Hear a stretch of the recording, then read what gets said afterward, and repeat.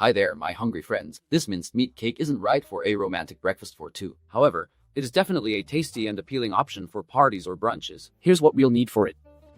First, we need finely minced meat, preferably prepared fresh through a meat grinder or purchased as fresh as possible. We require a round bread, weighing 500 to 750 grams. Mine is 750. Additionally, we will need pickles, butter, onions, tomatoes, and sliced cheese.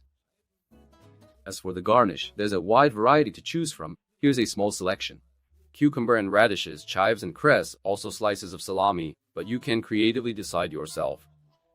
First, we must cut the bread into slices. If doing it freehand seems challenging, you can simply place the bread in a springform pan. Then lay the knife on the edge and cut off the bread's overhanging part. We won't need the top crust for our minced meat cake. You can make a nice butter sandwich out of it. If you continue following this method, just place something under the bread.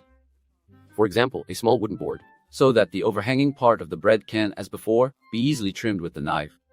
The alternative would be the freehand method. Position the bread best upright and slice it one layer at a time. In the end, there should be 5 or 6 slices in total.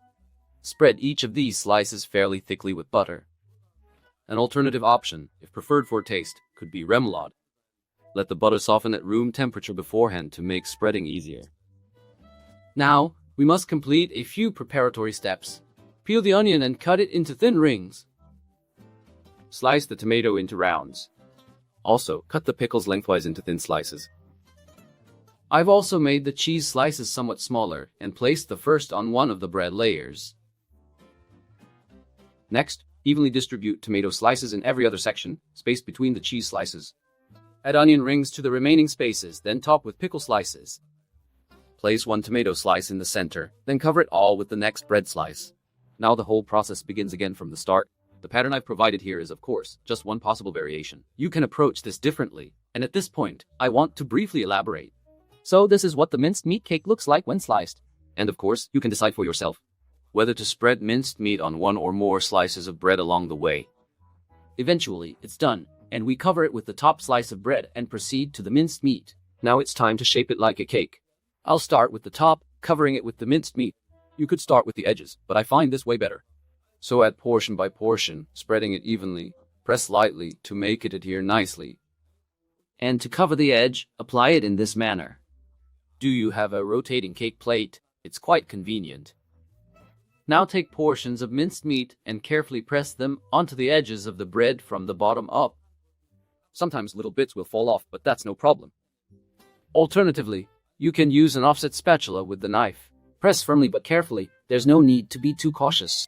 Start by covering a section at the bottom, then work upward to the top. Next, rotate the meat cake on the plate, starting at the bottom of the next section, and repeat. This is a bit of a meticulous task, but it doesn't take too long.